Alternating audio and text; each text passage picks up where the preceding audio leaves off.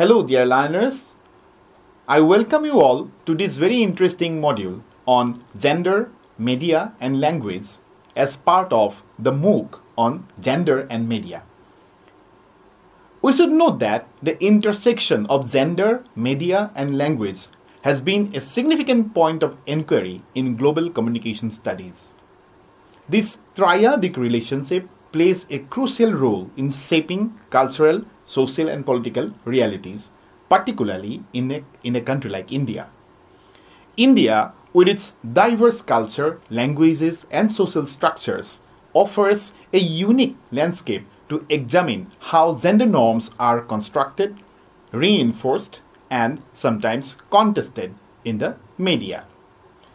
This module delves into how gender is portrayed in the Indian media, the language used to represent gendered identities, and the broader implications these representations have on the society we live in. The interplay between gender, language, and media represents a dynamic nexus that profoundly influences cultural perceptions, societal norms, and individual identities. These domains, individually powerful, intersect to shape how gender roles are constructed, communicated, and contested in the contemporary world. In this video, we shall try to explore these interconnections, examining how media representations, linguistic practices, and societal expectations coalesce to reinforce or challenge gender norms.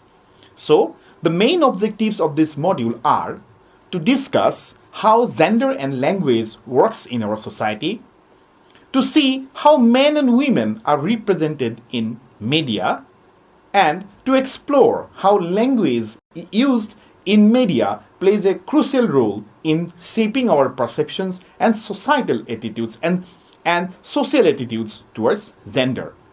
So let's begin our discussion by understanding the concept of gender and language. From the previous modules, you must have already learned about the concept of gender and why it is so relevant when we talk about language that we use. Mostly, gender is a socio-cultural construct. This means that the process of social training starts after birth as the family takes charge of bringing it up. A boy or a girl is brought up according to the socio-cultural norms of his or her society, and with the passage of time, he or she acquires traits that are expected of a man or a woman of that group. Thus, the idea of gender can change with social changes, although sex remains the same. Here, we must also note that grammatical gender and lexical gender are actually different categorizations, although they are often confused and can intertwine. Grammatical gender is not necessarily linked to the opposition between female and male, and it is thus a broader category.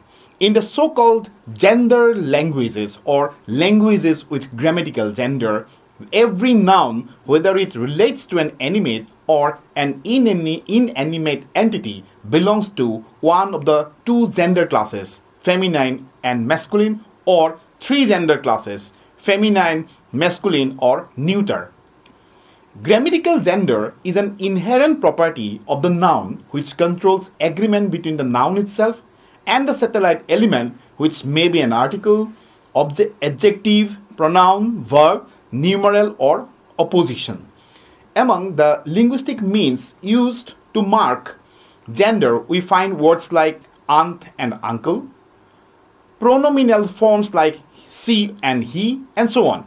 While lexical gender in the first place is concerned with animate and therefore sex-induced, but it extends to all entities which are culturally perceived as carrying the semantic property of female or male. A clear example of this is to be found in English with words like daughter, son, cow, bull, etc.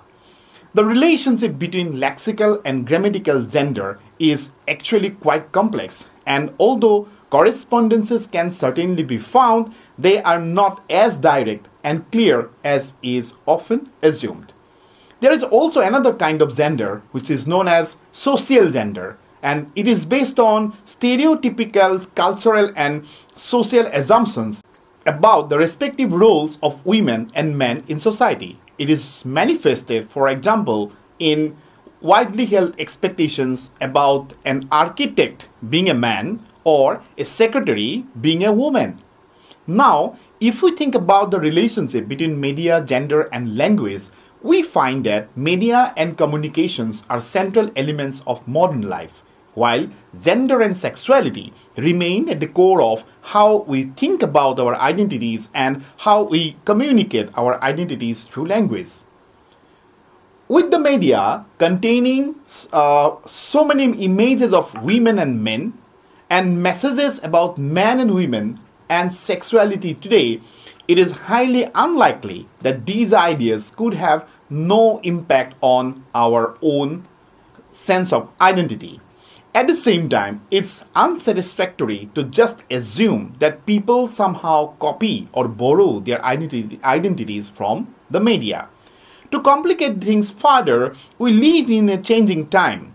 What we learned in the 1960s, 70s, or 80s about media and gender might not be so relevant today in the third decade of the 21st century because the media has changed and people's attitudes have changed too.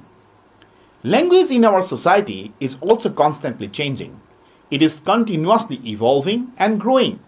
Both men and women have helped in the development of language, but their approaches have been different. Women usually prefer refined and indirect expressions, whereas men use direct and often coarse expressions. Men find women's language too delicate and feel that if this style is adopted, the language will become weak and insipid. It will lose its vividness and strength. Men renovate the language by adding new words. In the beginning, these words may appear slang, but later they are accepted into the main language. On the other hand, women are conservative by nature and they preserve to use traditional language. Thus, gender and language are intricately connected, as language serves as a medium through which gender is expressed, performed, and sometimes constrained. Theorists like Judith Butler once argued that gender is not an innate quality but a performative construct. Language is one of the primary tools through which this performance is enacted. But when it comes to language use, gender differences become clearly visible. Language mirrors, records, and transmits differences which can be marked in various ways. Men and women are socialized to express themselves in appropriate social language that teaches and reinforces differentiated gender roles. Let's quickly look at the following questions to clarify our points. The first question is, do men and women speak different languages? If we think of the English language, the answer is both no and yes. No, because it is the same language they speak. Yes, because their phrases, expressions, and intonations are so different that they appear to be speaking different languages. Second question is, do men and women use language differently? Yes. Otto Jefferson, in his book Language, Its Nature, Development and Origin, observes that men have many expressions peculiar to them which women understand but do not use. On the other hand, women have words and phrases which men know but never use for the fear of being scorned at. That is the reason the language of men and women appear different. The third question is there gender bias in the English language? The answer is yes. This bias is obvious in the manner in which language is used to describe or mean women. For example, everyone must do his duty. In this sentence, the pronoun his denotes women also. Then another sentence, man is mortal. In this sentence, man also means women. In both these sentences, the presence of women is ignored. These are known as masculine generis and are widely accepted. Language also defines women's status vis-a-vis men's and by inference gives them secondary position. Let us look at the titles of respect. Mr. and Miss. These terms show the presence or absence of man in a woman's life, whereas the appellation Mr. is independent and does not need woman's presence. Feminine nouns of some words are derogatory, like dog bits, wizard wits. Similarly, words like lady doctor, lady lecturer specify gender unnecessarily. Terms of endearment used by men for women like chick or babe highlight how language devalues women. In the Indian media landscape, which includes television, film, print, and digital platforms, gender representation has been a subject of intense scrutiny and debate. Historically, the portrayal of gender has often been shaped by traditional roles, patriarchal norms, and the socio-cultural milieu. However, over time, these portrayals have evolved, reflecting shifting social attitudes and growing visibility of gender issues. Now, let us look at the representation of men and women in media. The media shows us situations and relationships from other people's point of view. Indeed, it is a part of the eternal fascination of drama that we can see how the world works in lives other than our own. This could hardly fail to affect our own way of conducting ourselves and our expectations of other people's behavior. For instance, domestic or romantic drama, which also includes soap operas, they show how our neighbors, friends, and lovers interact. When a person has a lover for the first time in his life, how do they know how to behave? And where do they learn the typical shape and content of friendship? Our main reference points here are surely films and TV serials. Then second, magazines aimed at women. And increasingly those for men contain all kinds of advice on how to live, how to look, and how to interact. Even if we'll only read these items in an ironic state of mind, it must all sink in somewhere. Then movie heroes, female or male, are almost uniformly assertive and single-minded. The attractive toughness of the stars, whilst not necessarily a problem, is advertised to us continuously and therefore should have some impact on our own style and preferences. Then we can also refer to images of attractive people, which often dictates how we rate our own appearance and that of others. So it is imperative that we try to investigate the ways in which everyday popular media materials affect people's lives as well as their perceptions about gender. For instance, men in Indian media have also been largely framed by traditional constructs of masculinity, which are often associated with strength, authority, and stoicism. The hero figure in Bollywood films, for instance, is usually portrayed as a dominant and powerful male who is capable of saving the day. While this type of masculinity remains dominant, there is a growing trend towards more diverse depictions of men in media, especially with the rise of newer genres and more nuanced ways of storytelling. Characters are increasingly being shown as vulnerable, emotionally complex, and engaged in non-traditional roles, challenging the conventional understanding of masculinity in Indian media. Similarly, women in Indian media have often been portrayed through narrow stereotypical lenses. In the early years of Indian cinema, female characters were largely depicted as obedient, self-sacrificing figures, typically confined to the domestic space. This representation reinforced the notion of women as caregivers, mothers, and wives, with little room for independent identities outside these roles. In contrast, the modern era of Indian media, especially with the rise of digital platforms and the changing dynamics in Bollywood, has seen more complex and varied portrayal of women. Women have begun to occupy roles as professionals, independent thinkers, and even anti-heroes in films and television shows.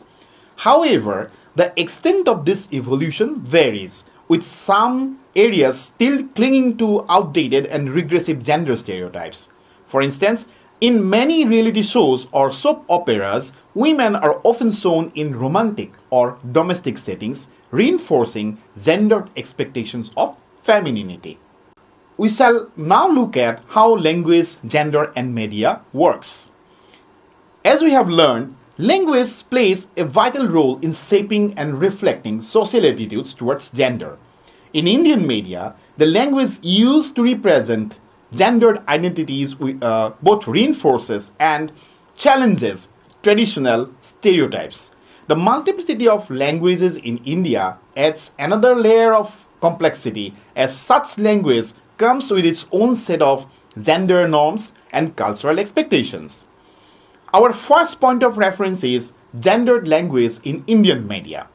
In many Indian languages such as Hindi, Tamil, Telugu, and Bengali, nouns and adjectives are gendered, which means that even the language itself enforces a binary gender system. In Bollywood films, for instance, the portrayal of women and men is often articulated through the use of gendered language, from the titles of the films to the dialogues spoken by the characters.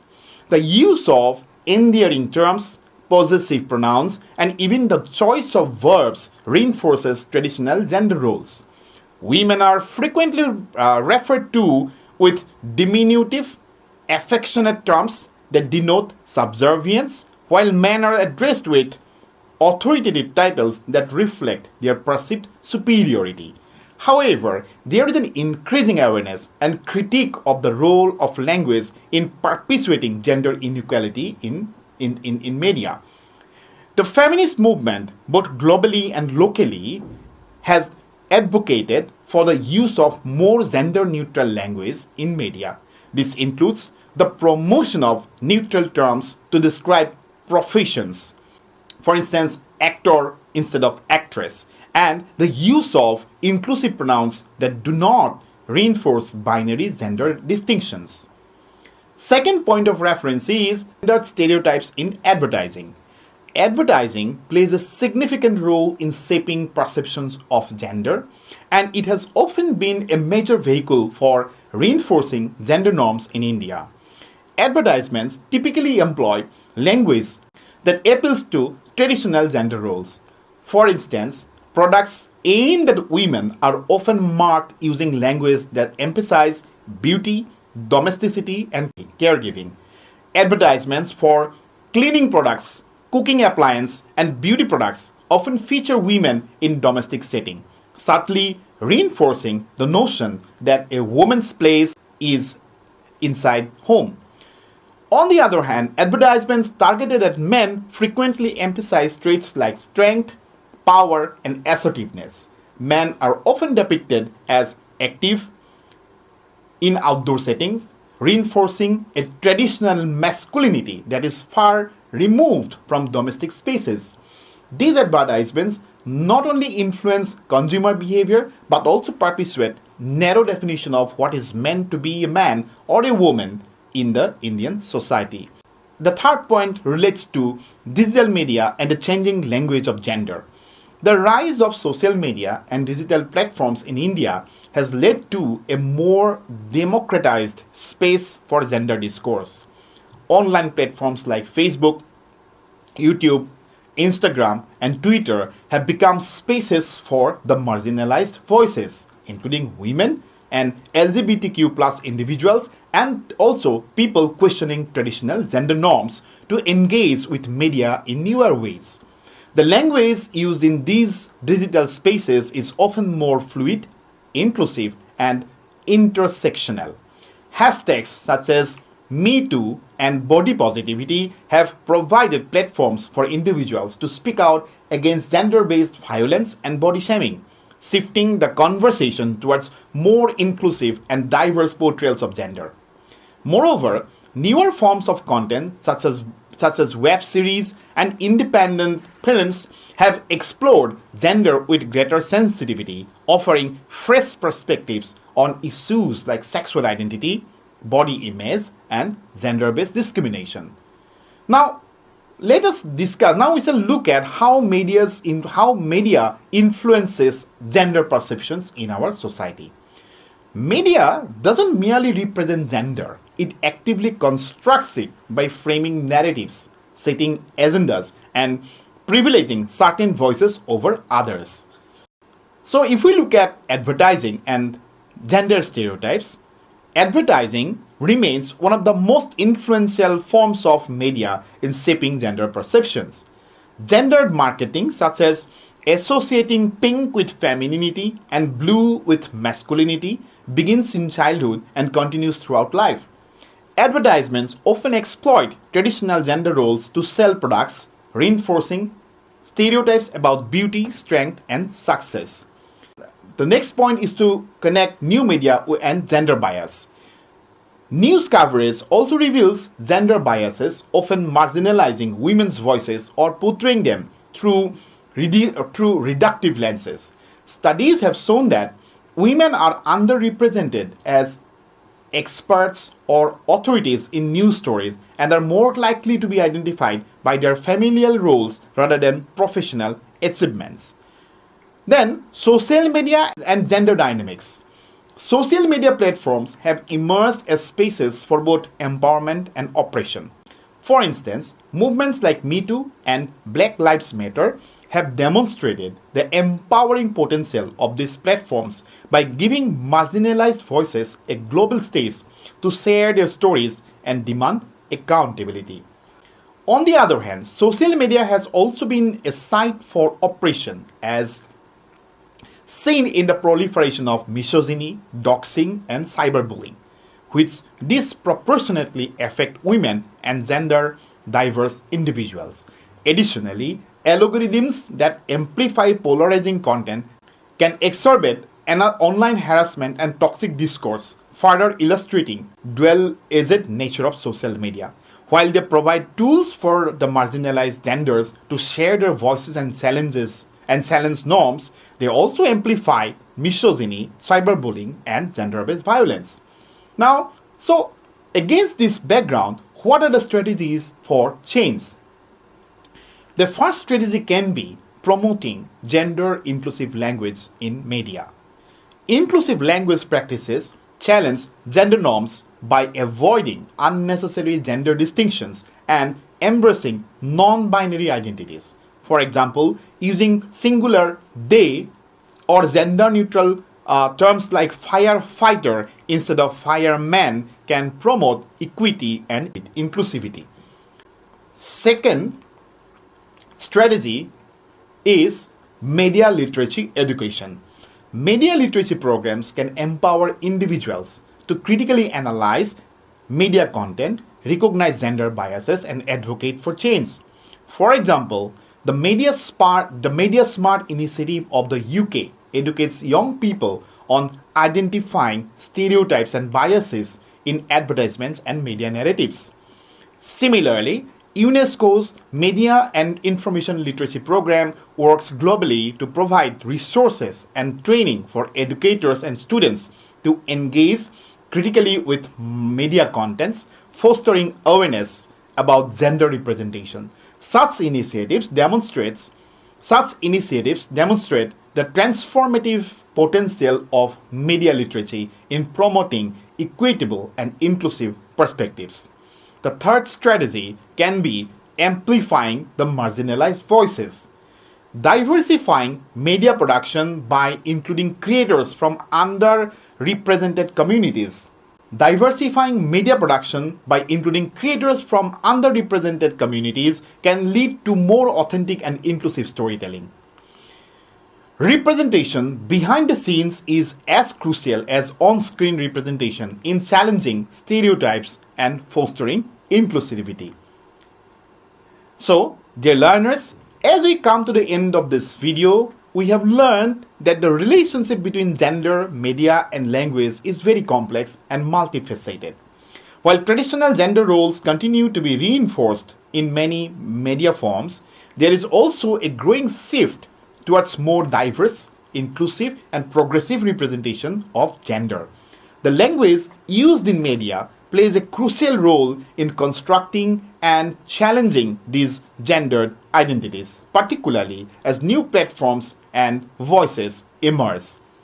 The Indian media industry, with its vast reach and cultural significance, has a critical role to play in shaping public perceptions about gender. As media continues to evolve, there is an opportunity to challenge outdated stereotypes and promote a more inclusive and equitable society. Gender representation in media, when done sensitively and responsibly, have the potential to not only reflect societal changes but also to actively contribute to the transformation of gender norms in a country like India. The intersection of gender, language, and media reflects a country's diverse cultural and linguistic landscape. By promoting inclusive language, fostering diverse media representations, and leveraging technology responsibly, we can definitely create a more equitable and inclusive society. Ultimately, the journey towards gender equity in language and media is both a reflection of and a catalyst for broader social change. So, we wind up our video here. See you again in the next video. Thank you and see you again.